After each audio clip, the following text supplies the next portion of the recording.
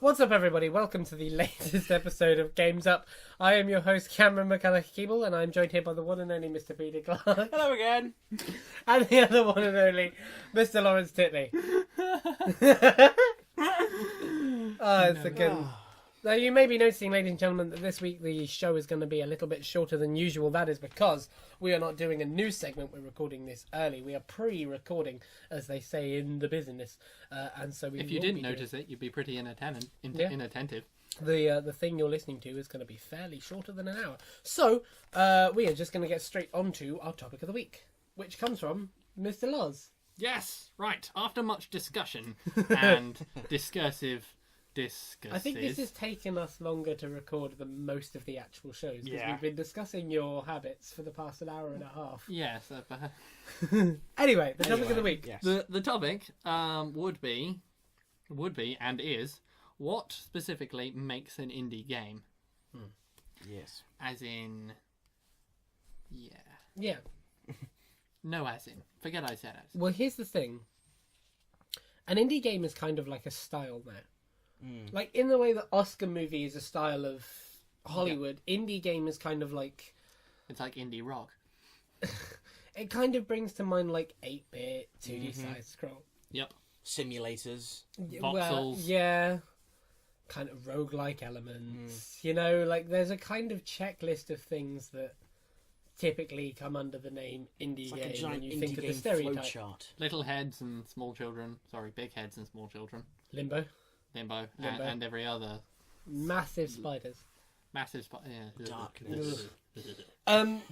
So when I think of an indie game, I think of, like, stuff that AAA couldn't do. Yeah. Because I think AAA could release a 16-bit side-scroller if they wanted to. I think it's stuff like narrative that AAA couldn't do. Like something like the Stanley Parable or Papers, Please. Those are narratives that I don't think indie could do because they don't have that kind of replayability. I mean, in Papers, Please does, but they don't have that kind of collectible replayability. And I think AAA have the problem of they're the problem of anyone who has shares traded on the public market, that if you're not doing the thing that exactly has been proven by other people who are also doing what you're doing to make the most money, then your stockholders are going to replace you with someone who is. Right. They don't have creative control.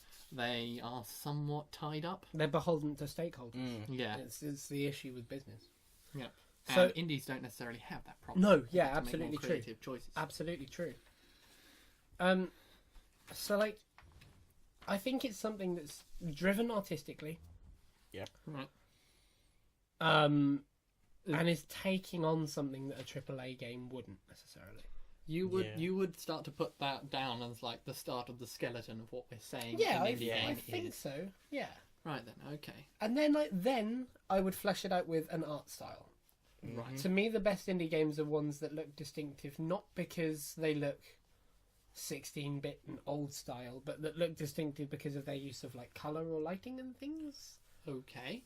Like we talked about our indie game of the week a fair amount of time ago called Pivot, which the way that uses basic colors to show you what to do is really smart, and that's the kind of thing that indie games do for me.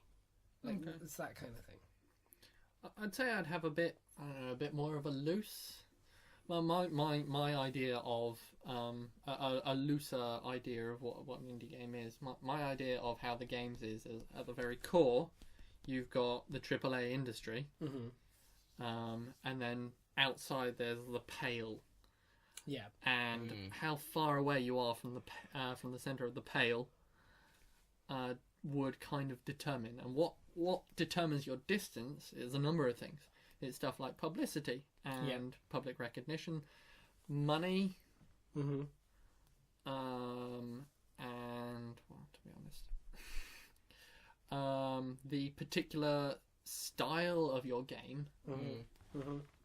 I mean, because it's true. You know, platformer is very much an indie, even though it is a very much established AAA region. But the more obscure things, like say Minecraft, But then, would you consider Minecraft indie at this point? See, that's that word at this At point. this That's actually 3 words. You're Thank welcome. you. Thank you for pointing out that. You're welcome. I don't know whether I'd call Minecraft a indie game at this point, if only because Minecraft has dragged the center of AAA closer to it. Yeah. Its success has been so huge. Not only have they made so much more money, which drags them away from the edge of the pale, Yeah. but they've got huge public recognition. They've become a brand in their own right. This is how people go from becoming indies into AAA and becoming So, part of the industry as a whole. would you consider Mojang's next game, whatever it be? I know that there's Scrolls and Cobalt to come as of the time of this recording. Maybe they'll be released by the time this goes out. But I know that there's those 2 games to come. Would you consider those indie when they release, or are they now being funded by an equivalent of a AAA developer? Because they've made tons of money from Minecraft. I don't know how much. I mean, I don't know how beholden they are creatively, because that's one of the huge keys. I mean, they're public. I know they're publicly traded. I think they're going to be bought. At the time of recording, there is rumour that they are being bought out by Microsoft. Mojang, the studios, are being bought out by Microsoft. If that, yeah. For the cost is estimated. As we said, this is at time of recording. We may have egg all over our face because it's gone. Something's changed by the time this comes out. But the rumour is that Mojang is buying Microsoft for $2 billion. Microsoft is buying Mojang. Yes, the other way around. In fact, that Microsoft is It buying would be Mojang. strange. That'd be great if Mojang bought Microsoft. That'd be For really one interesting. for $1 billion. That would be pretty cheap for. Well, you got that wrong as well, because it's $2 Mojang billion. being bought by Microsoft for $2 billion. There we go. There we go. Right magnitude. So yeah, I mean, I would say if that were the case, that would put them squarely in having joined the big boys club. Right. Yeah. But if they don't join the big boys club in that way, Well, does what's his name, Notch, keep the firm hold of the artistic reins? Does he keep the artistic direction? Does it come out from one person's passion to produce something? Because that is, once again, we're talking around and not actually defining our terms. I would say we know that that there are many indie games that are defined not by one person or not by like the list of things I spouted out. This is just our discussion on it. the having a strong artistic direction from someone or from a group of people would be a definer of indie. Yeah. Yep. Anything from yourself? Me? Ooh, I don't know. It's not really something that, like, I didn't really know what an indie game was back in the day. I just thought it meant independent.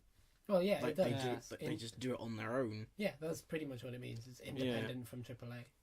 None of us were too familiar with all the terminology of this until not that long ago, Well, to be honest. But as we I say, didn't know what AAA was until doing this show. So. Well, but the thing is that indie, as I said, I don't mean to reinforce my point, but indie, as I said, is now a genre of game. Yeah. So the lines of what actually indie is, be it a definition for an independent game developer or something far bigger than that, is changing very rapidly. Because when you think about the indie renaissance we had a couple of years ago, stuff has really changed since then. Like the developers of Everyone's Gone to the Rapture. Yeah, I can't remember what they are. The guys who made Limbo. Yeah. And whatever's coming after Limbo, like they are a big name in video games now. they're fairly minted. They're not just minted, but they carry the reputation of a AAA developer on them. The hype train that has gathered around No Man's Sky is that of a AAA game, and so what actually comes under that is really, really changing rapidly. I heard a definition of indie that I think you might like, which is everything that's not AAA. Or is that a bit too broad for you? I'd say it's an appropriate broadness. but it doesn't quite fit into my binary world of indie good and AAA bad. So I'll just reject it wholesale. No, I think that's a good description. Right.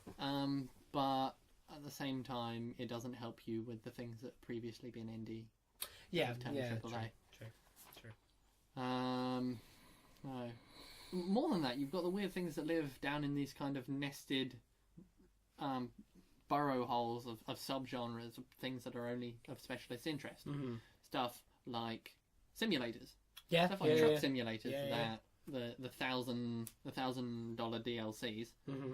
played by people who really like the game, who have a lot of money to burn, and that cater to a fairly small clientele of dedicated clientele. Then you've got stuff like Blizzard, which seems to live in a world of its own, But then created equally, carefully by itself. but then equally, Blizzard are doing fairly niche things at the minute too, like with Hearthstone. Yeah, I mean, Yeah. that's a huge trading card game, and they're making money off it. Like, that's a cool thing. the thing is, they don't work within the same frame rate as everyone else. They don't come to E3. They did this year, I believe. They did this year, but that's something stirring in the dark heart of it's a. Yeah, Blizzard has BlizzCon, lives within its own shell. Yeah, Doesn't yeah. It's very, I wouldn't call it insular, but more inscrutable. Yes. With its own fan base of people, and that doesn't mix with the rest of AAA so much. Yeah, I know. So as with all things, it's like defining a definition for a country. You know, it's every different country. Yeah. It's an interesting thing. It will be very interesting to see in a couple of years, or maybe even closer towards the end of this generation, who are considered AAA and independent developers. Yeah, well, Because I don't think AAA is going anywhere. I think it's too big. It makes too much money. We're talking to each other on the day after, a couple of days after Destiny released, and it's been revealed that it's made $500 million in a day, like from one game. Like that. AAA as a thing is going nowhere. But it's entirely possible that by the end of this generation, or the beginning of the next one, somebody like Hello Games is considered a AAA developer. Or somebody like the Fulbright Company, or someone like the people who made Limbo, are considered a AAA developer. And it would equally be interesting to see if somebody who was formerly a AAA developer, somebody... have they ever regressed? Has one ever gone from being a AAA to